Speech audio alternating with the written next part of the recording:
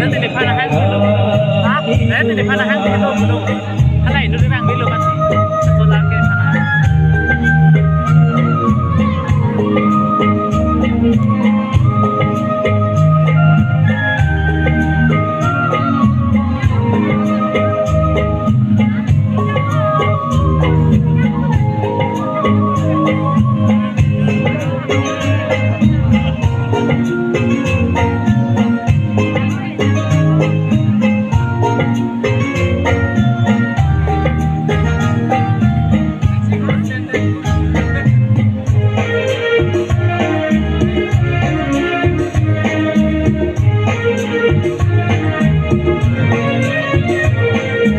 Asik maju tangan